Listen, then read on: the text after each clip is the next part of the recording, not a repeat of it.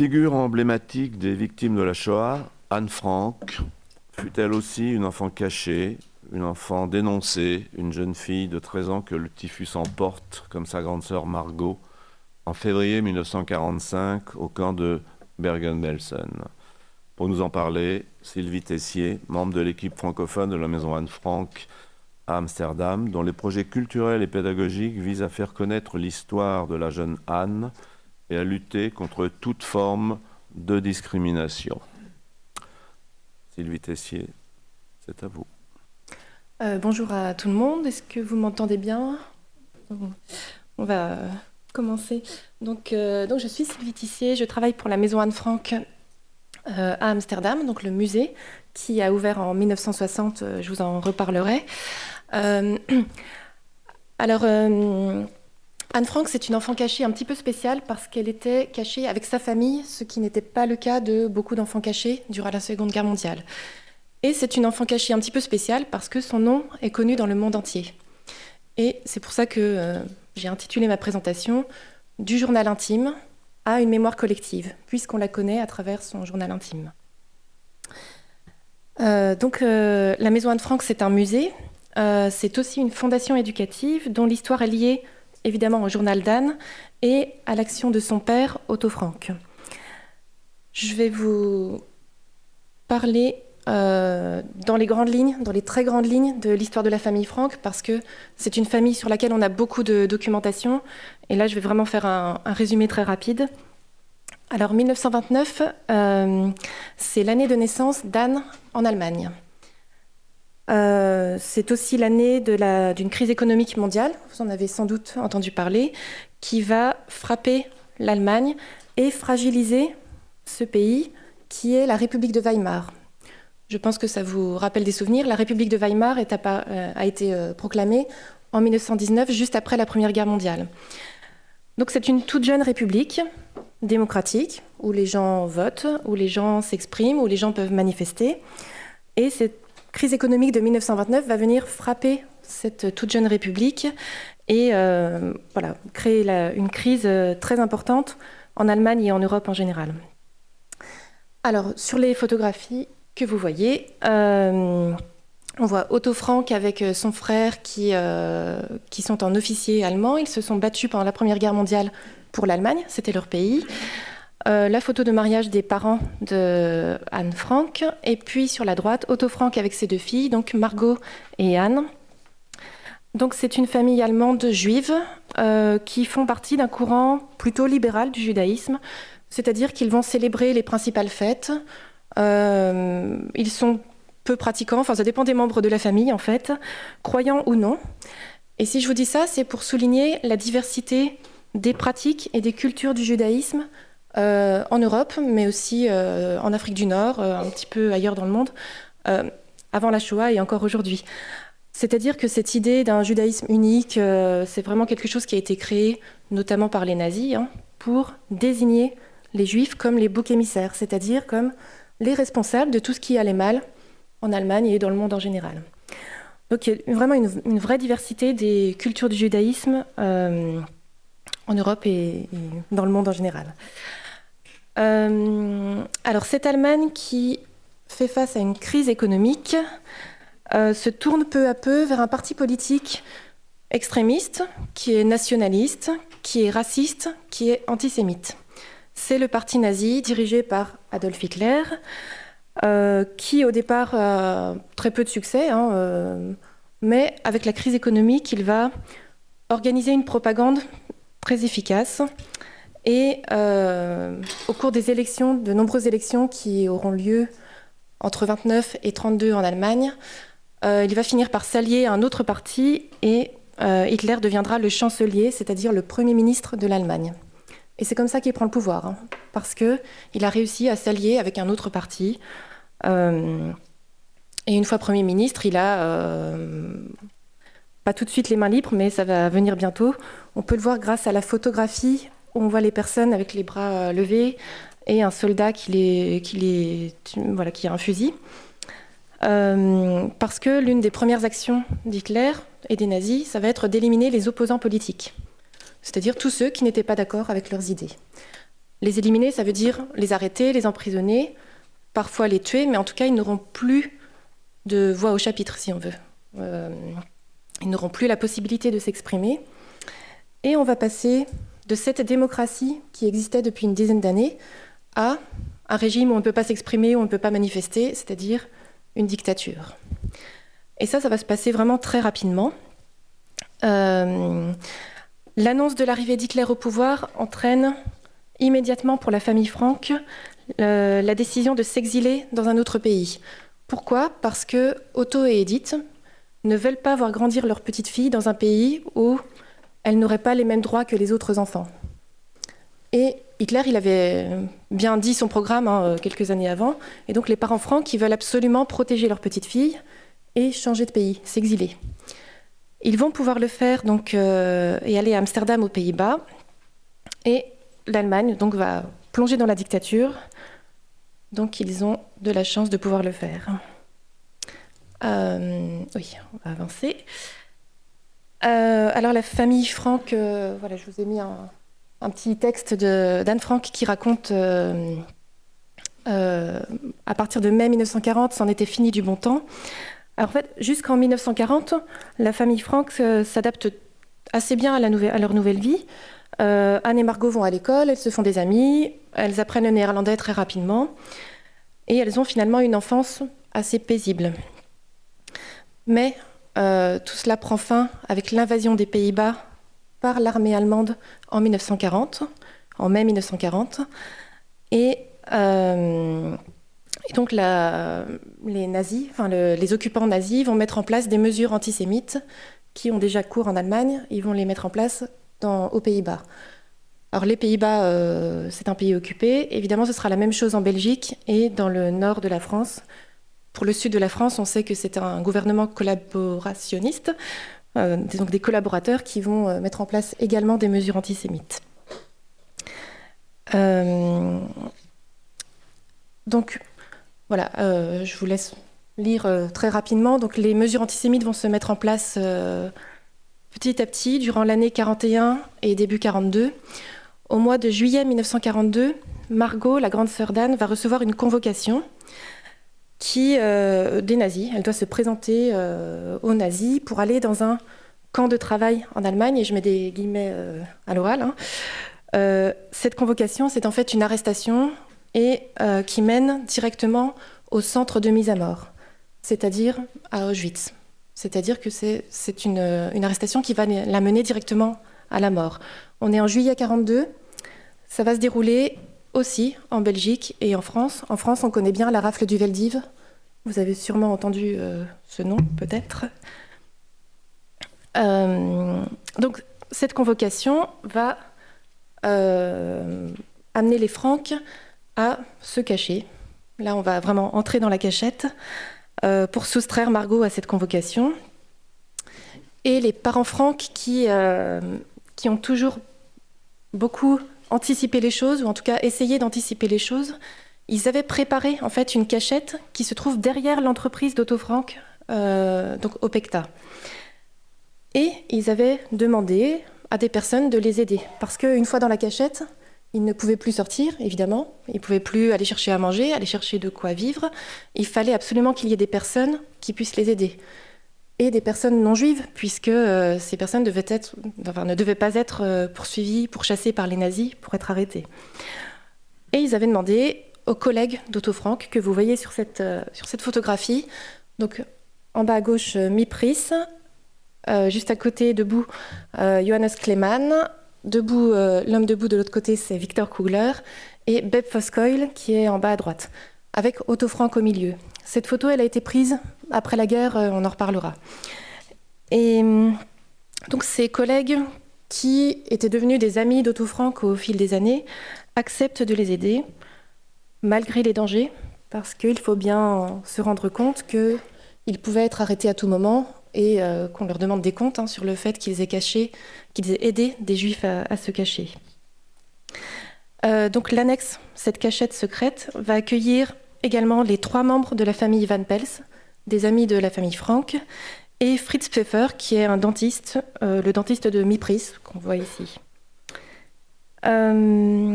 Donc ce rôle des aides est crucial, en fait, puisqu'ils vont apporter la nourriture, les vêtements. Donc les vêtements sont usés, mais aussi les enfants grandissent, donc il faut bien qu'ils aient des nouveaux vêtements assez régulièrement pour pouvoir s'habiller. Ils apportent aussi des livres, c'est très important. On a la nourriture à manger, et puis la nourriture spirituelle, on va dire, qui va être très importante, non seulement pour les enfants, mais aussi pour les adultes.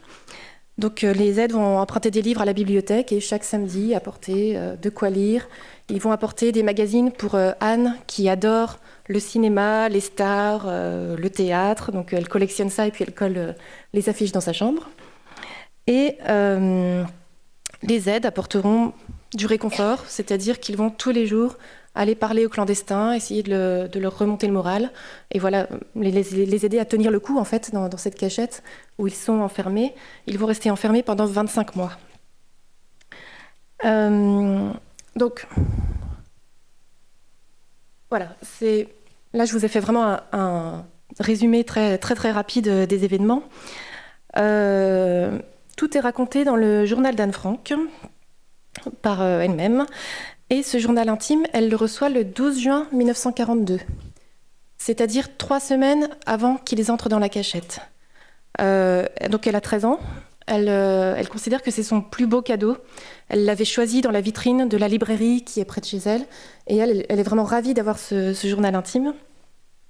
Et elle écrit dedans immédiatement. Alors au départ, c'est vraiment des descriptions de sa vie, de ses amis, de l'école. Elle est très bavarde, alors elle est punie tout le temps. Et même dans ses punitions, elle fait un petit peu des blagues, voilà, parce qu'elle a un petit côté assez insolent aussi. C'est une petite fille ou une jeune fille assez impertinente. Et elle écrit tout dans son journal. Elle raconte sa vie à Amsterdam. Évidemment, dans la cachette, les événements de l'annexe vont être une source d'inspiration pour elle au fur et à mesure des mois. Et Anne va exercer sa plume au fur et à mesure du temps. C'est-à-dire qu'elle va améliorer sa façon d'écrire, son écriture, la façon dont elle présente son récit. Et dans ce sens-là, elle va devenir un véritable écrivain. C'est-à-dire qu'au début, elle écrit un petit peu au fil de sa plume, comme ça vient dans sa tête. Et puis, petit à petit, elle va retravailler un petit peu son texte. Elle va réfléchir à comment rendre un récit intéressant, comment choisir les bons mots, choisir les événements qui sont intéressants à raconter aussi.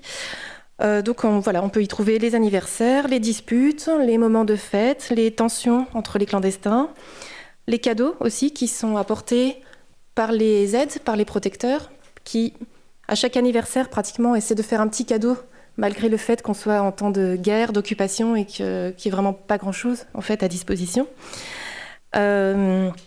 Des cambriolages aussi, et différents incidents. Donc voilà, tout est dans le journal. Je vous encourage à le lire si vous le voulez, parce qu'elle raconte vraiment tout à l'intérieur.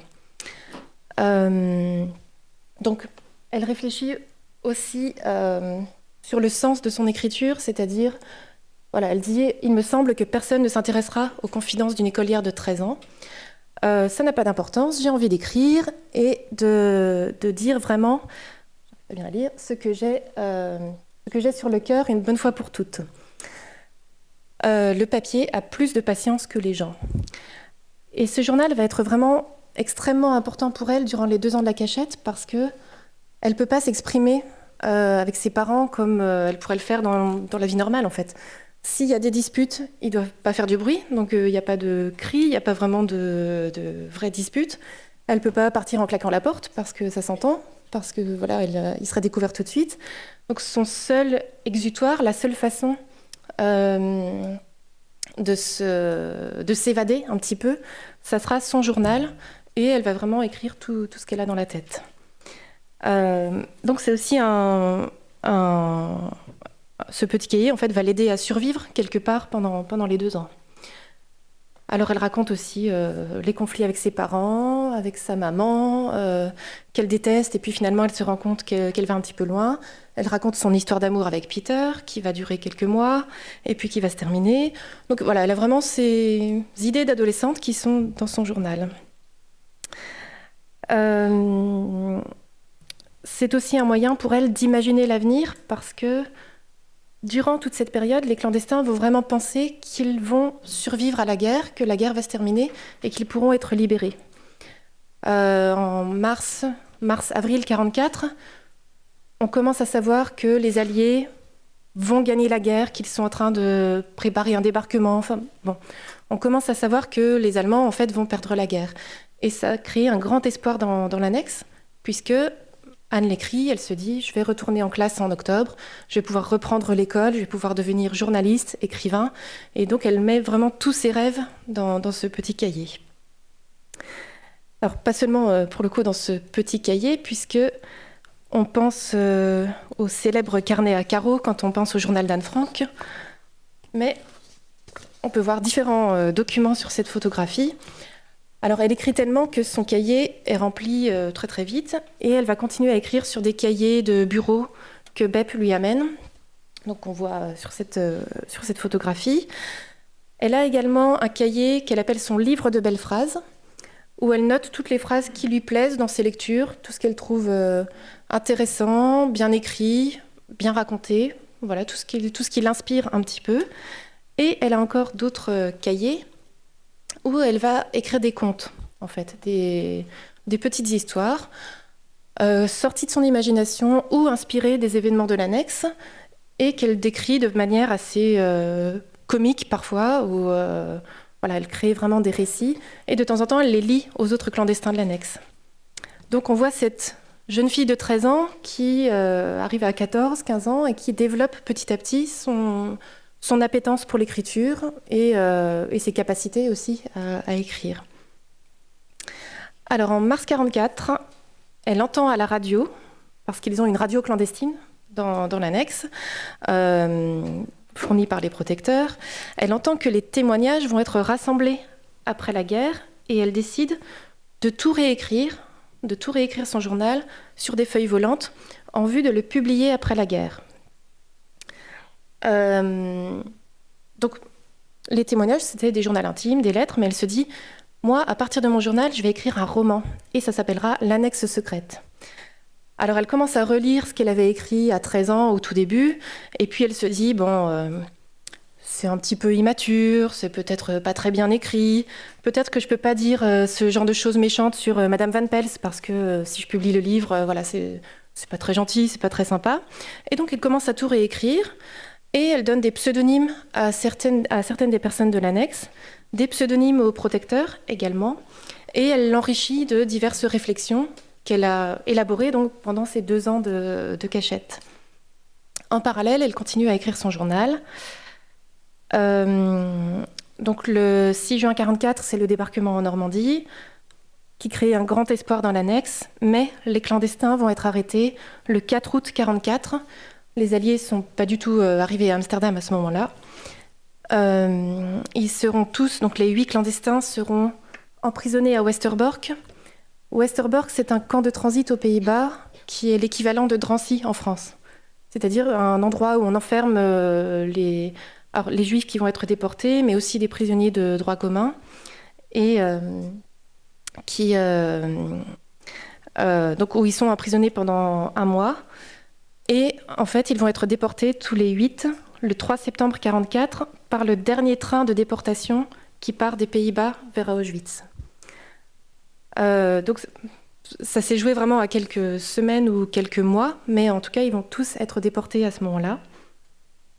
Et chacun va avoir un destin différent, mais en tout cas, Anne et Margot vont être ramenées à Bergen-Belsen en Allemagne, et elles vont mourir dans ce camp du typhus parce que les conditions à Bergen-Belsen sont ignobles à la fin de la guerre.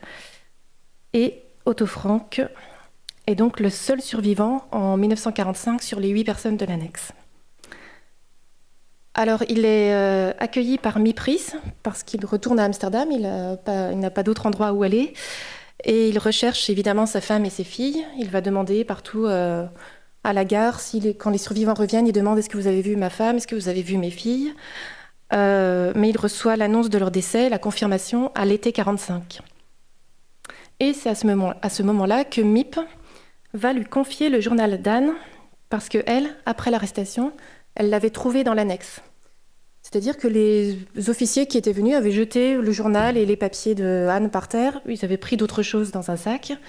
Et Miep avait rassemblé tout ce qu'elle pouvait assez rapidement en se disant quand Anne reviendra, je vais pouvoir lui redonner son journal.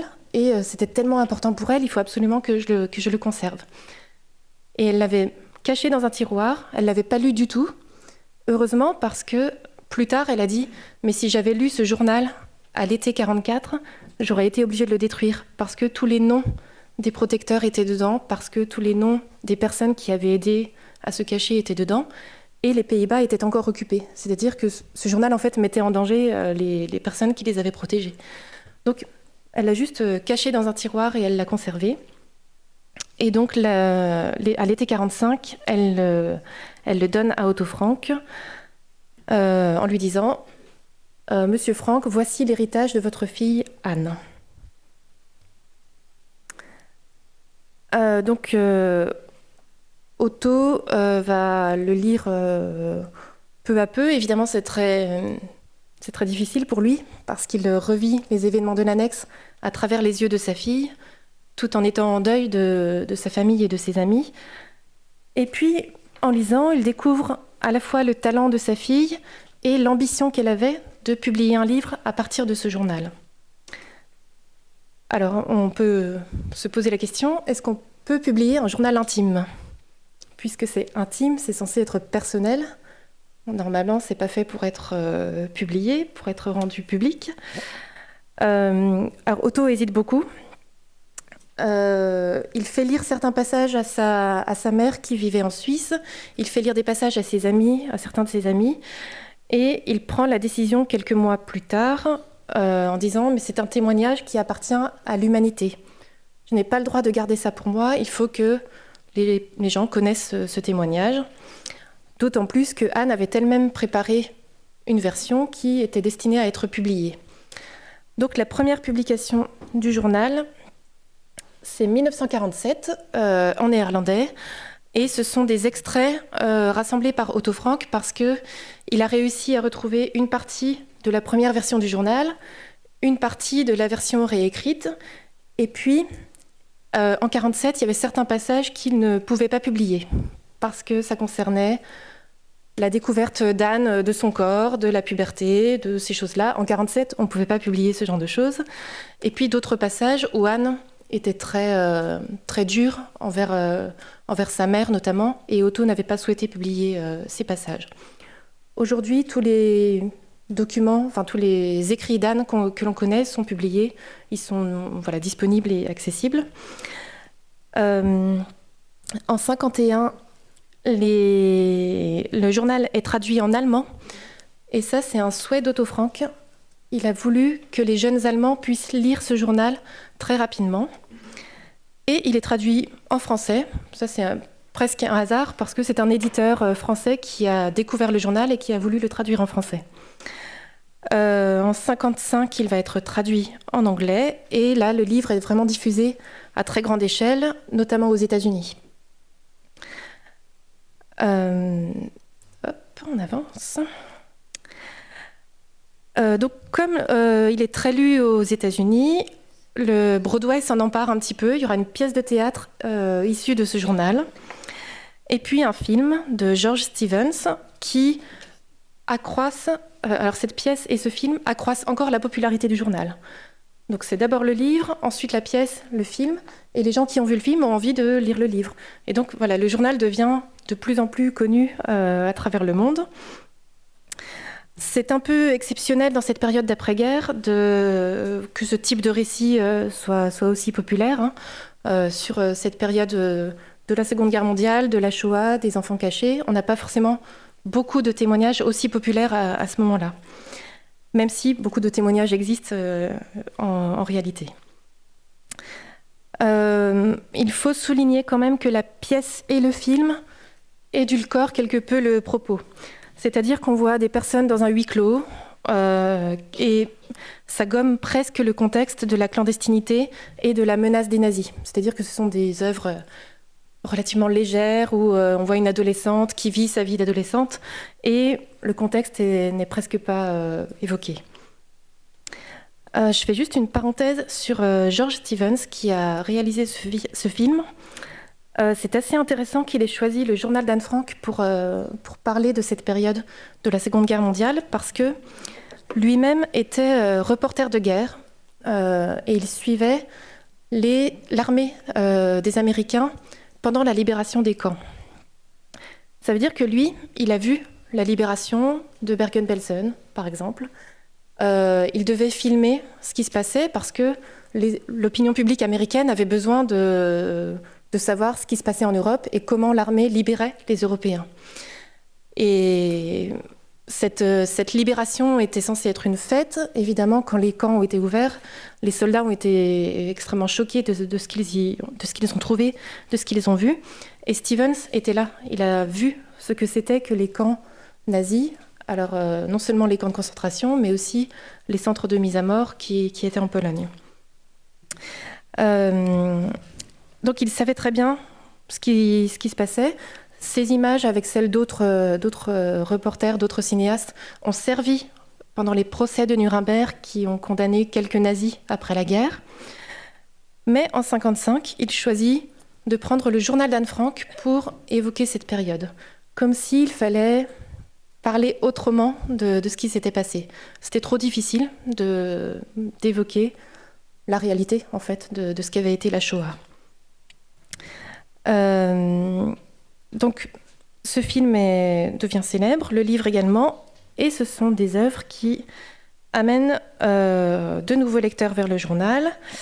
Aujourd'hui, il est traduit dans plus de 80 langues, et Anne Frank est devenue une figure emblématique des enfants assassinés durant la Shoah. On a 1 million d'enfants assassinés pendant la Shoah. Anne Frank est devenue un petit peu leur voix, leur figure emblématique.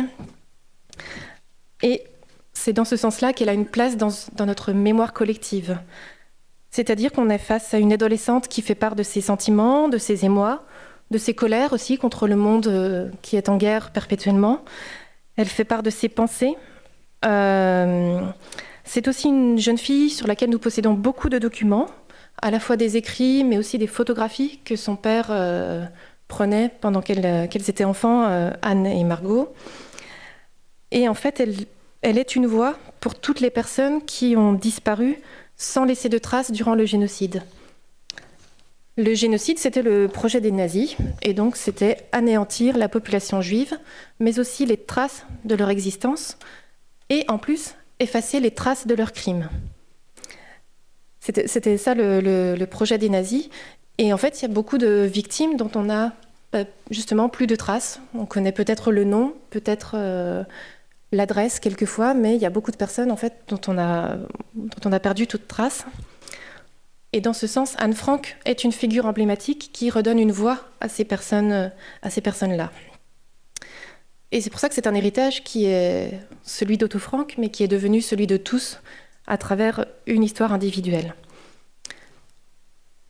C'est aussi une figure emblématique parce qu'elle garde espoir dans cette situation insupportable, d'être enfermée, d'être traquée par les nazis, de ne pas pouvoir vivre ses rêves comme une adolescente normale, on va dire, ou de ne pas pouvoir rêver, en tout cas, de la même manière. Et on en reparlera tout à l'heure, mais elle nous montre également des personnes qui sont capables de s'opposer aux nazis, capables de s'opposer à l'occupation. Alors, voilà, donc il y a les traductions, quelques traductions du journal d'Anne Frank. À elle seule, Anne Frank nous émeut plus que les innombrables victimes qui ont souffert comme elle, mais dont l'image est restée dans l'ombre. Là, c'est Primo Levi qui écrit. Donc à partir de ce moment, le journal intime devient un véritable document de mémoire et d'histoire qui est lu par des millions de personnes et qui nous aide à percevoir des événements historiques à travers un point de vue individuel. Et l'action d'Otto Frank a été déterminante dans l'inscription de cette mémoire parce que, alors au-delà du témoignage, il voulait que les jeunes, donc d'après-guerre, les jeunes des années 50, des années 60, puissent apprendre de cette histoire et trouver la force de s'opposer aux injustices de leur époque. C'était vraiment fondamental pour Otto Frank. Alors, il reçoit énormément de lettres. Il perçoit l'intérêt des lecteurs pour le lieu, le musée, qui n'est pas encore un musée, le lieu où Anne Frank a écrit son journal. Et il répond toujours à chaque personne qui lui écrit, il va répondre donc jusqu'à la fin de sa vie. J'espère que le journal d'Anne continuera à t'influencer de façon à ce que tu t'engages autant que possible pour le rapprochement des peuples, pour les droits de l'homme et pour la paix.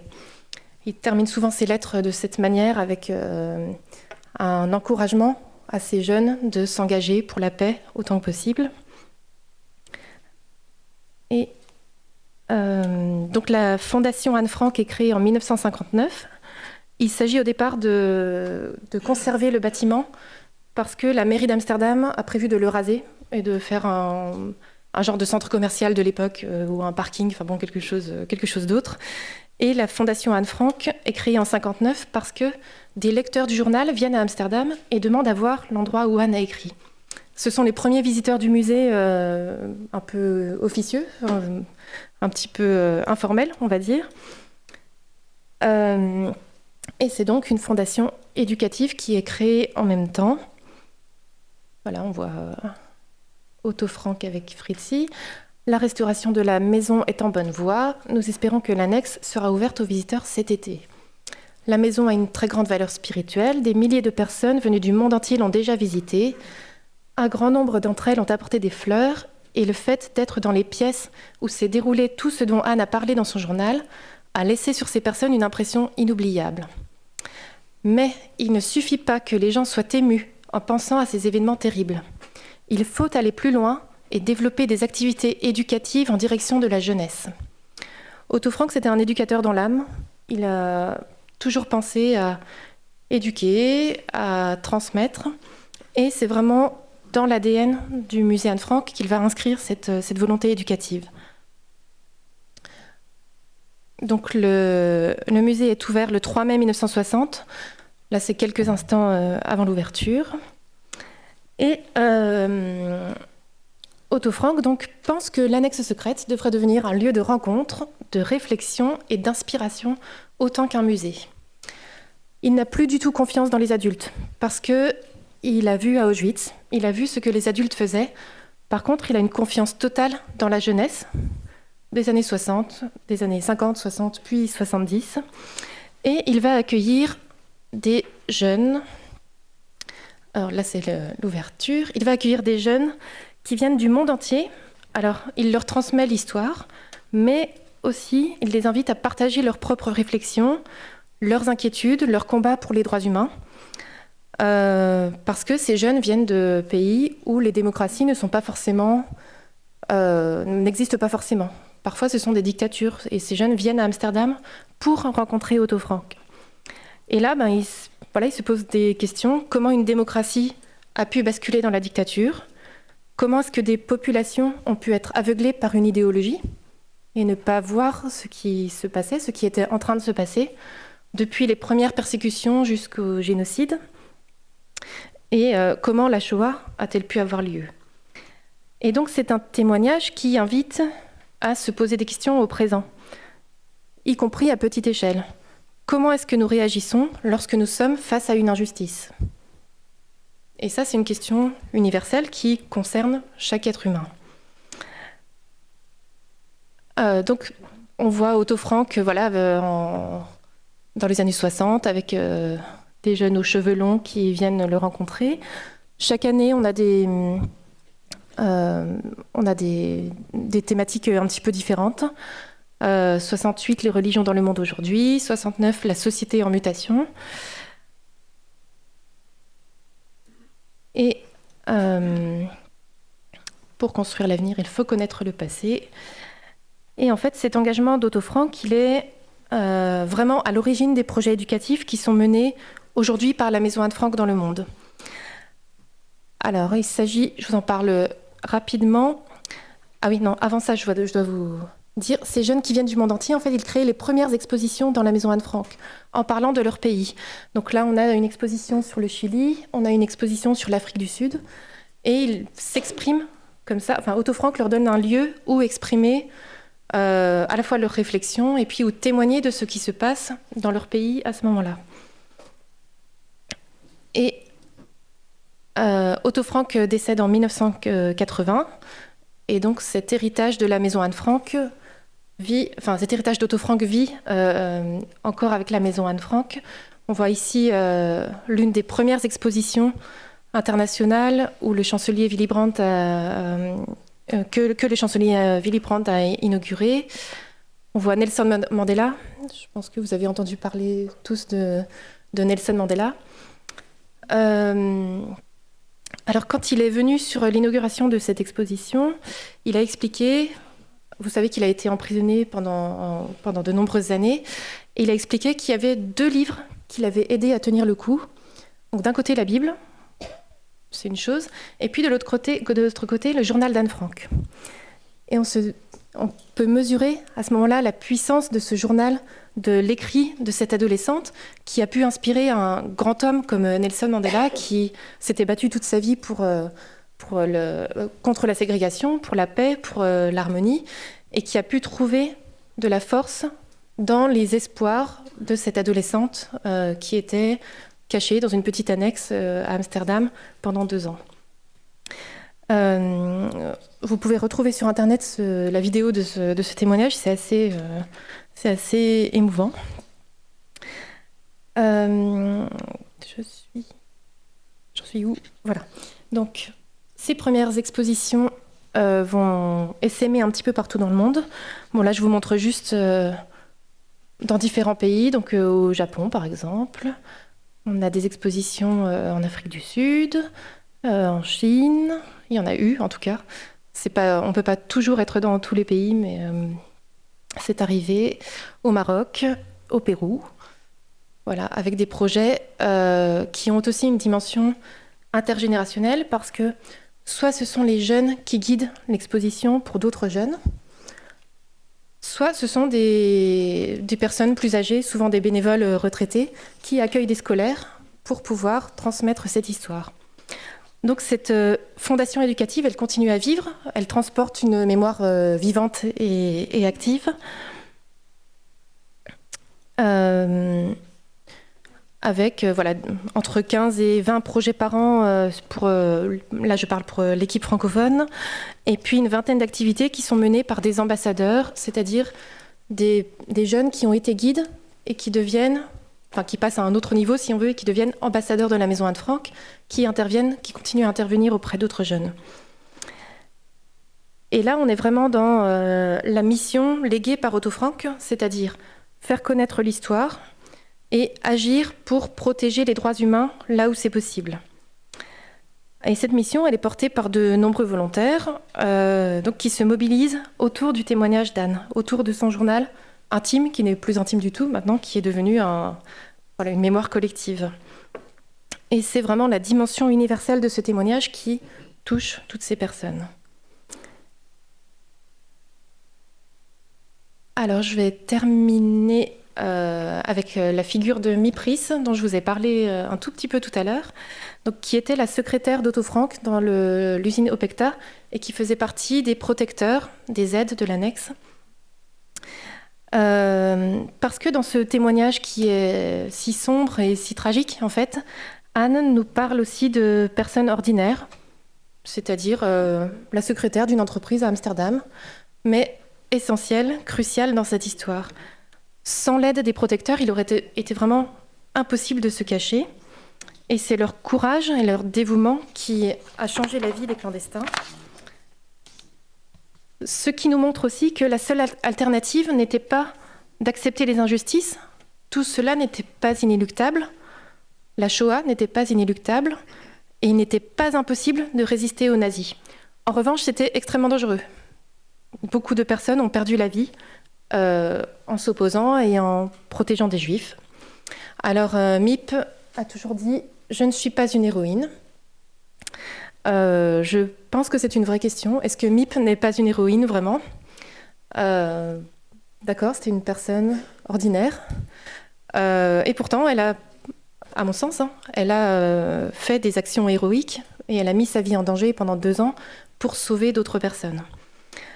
Mais elle a toujours pensé qu'elle avait fait quelque chose de tout à fait normal, par amitié, par humanité, par résistance face à l'oppression.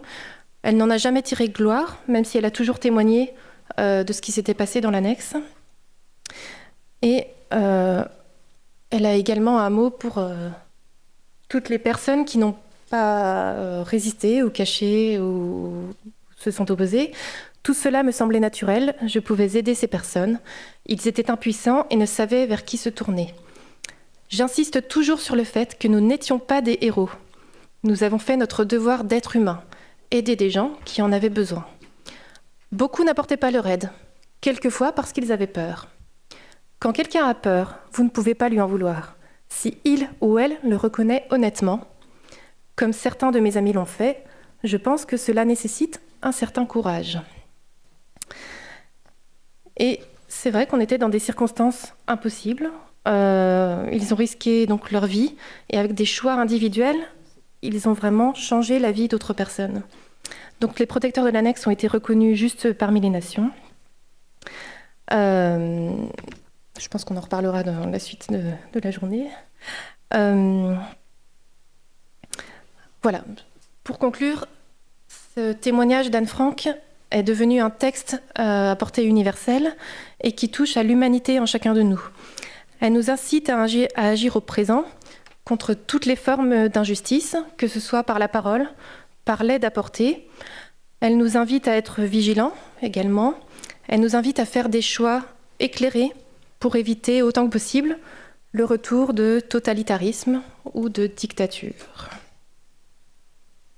Merci.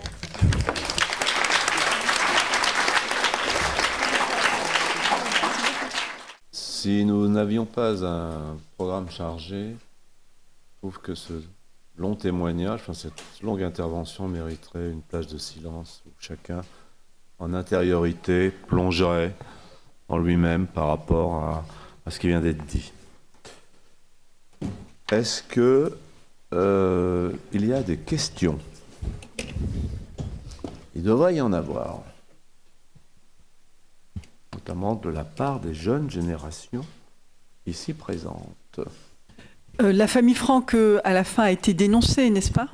Oui. Et est-ce que ceux qui les ont dénoncés ont été arrêtés? Alors, non, c'est une très bonne question, merci.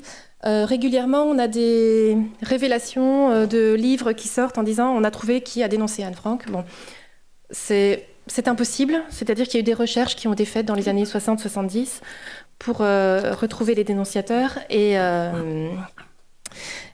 ça n'a rien donné finalement. On sait que quelqu'un a téléphoné au poste de police, mais on n'a pas retrouvé la personne qui a reçu l'appel, donc c'est impossible. Et quand même, Otto Frank a toujours refusé de chercher qui les avait dénoncés. La première chose, c'est qu'il avait peur de sa propre réaction. Il se disait, mais si je sais qui nous a dénoncés, je ne sais pas ce que je suis capable de faire.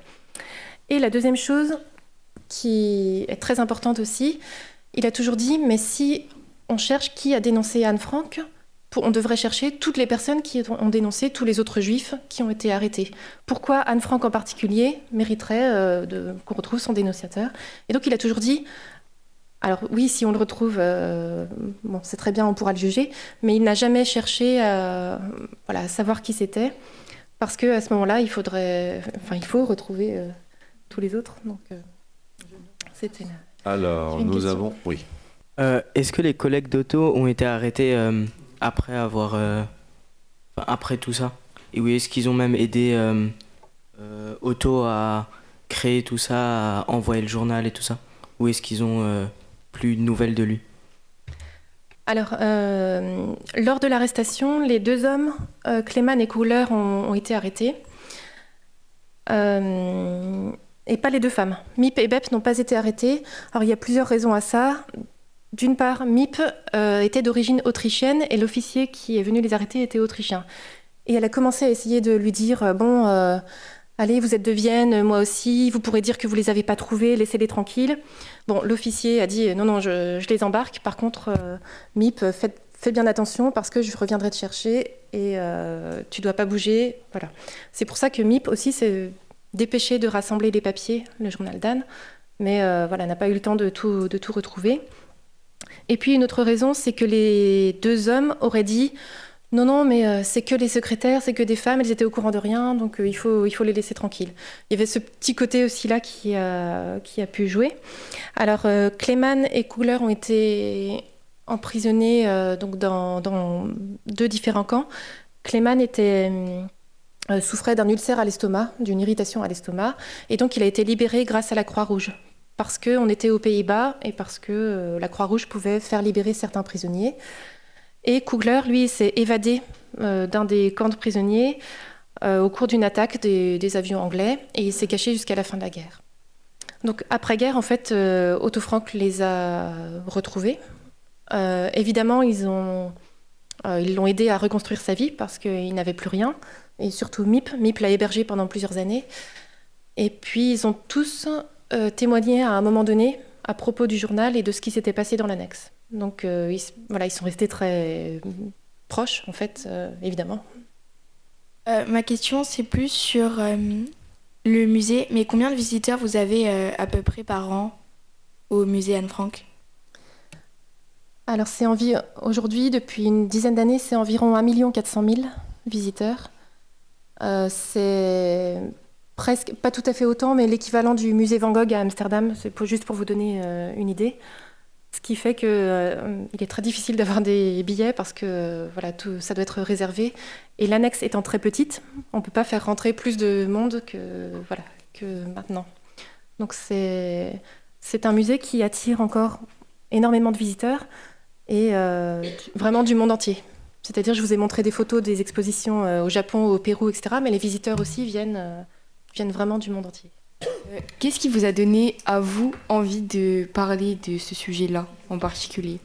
C'est venu assez tard, finalement. J'avais lu le journal d'Anne Frank quand j'étais adolescente, parce que c'était un livre qui était chez moi à la maison, donc je l'avais lu. Et puis, c'était un petit peu resté comme ça. Et en fait, après le bac, j'ai étudié la philosophie, j'ai étudié un petit peu l'histoire. Et puis, j'ai rencontré de nouveau cette histoire à travers l'exposition Anne Frank. Et là, j'ai trouvé que c'était une histoire qui pouvait parler à tout le monde d'une manière ou d'une autre, que ce soit du point de vue historique, du point de vue philosophique, évidemment, puisqu'on interroge l'humanité à l'intérieur de nous. Et puis, au niveau du droit international, parce que j'avais aussi étudié le droit, les procès de Nuremberg, j'ai pas le temps de vraiment développer, mais ont donné naissance à des concepts qui sont très importants aujourd'hui dans le droit international. Et ça permet de comprendre, ou d'essayer de comprendre, d'avoir des repères pour comprendre le monde aujourd'hui, le monde dans lequel on vit, et justement essayer de faire des choix éclairés par rapport à ce qui a pu avoir lieu dans le passé et ce qu'on peut voir aujourd'hui, que ce soit en France, en Europe ou ailleurs dans le monde. Je ne sais pas si ça répond. Oui.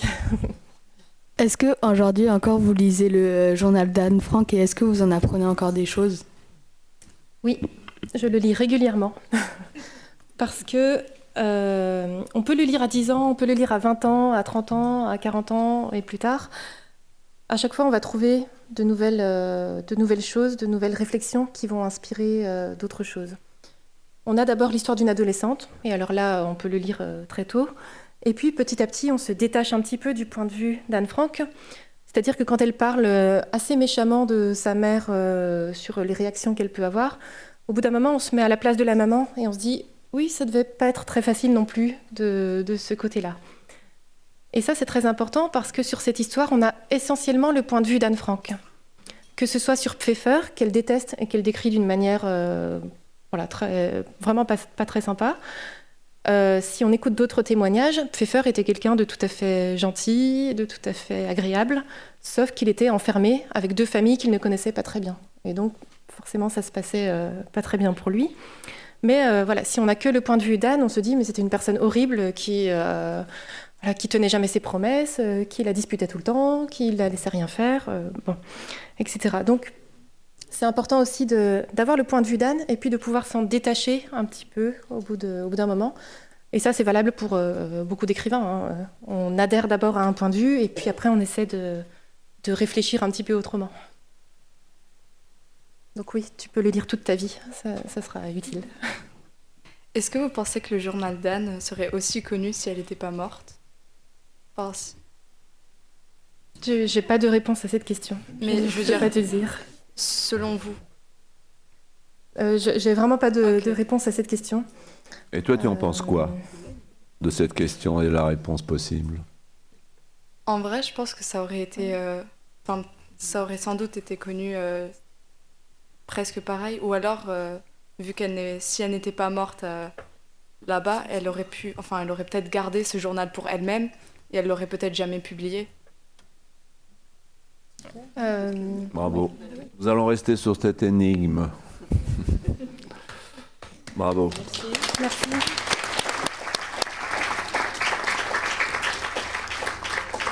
Merci Sylvie Tessier. Merci beaucoup.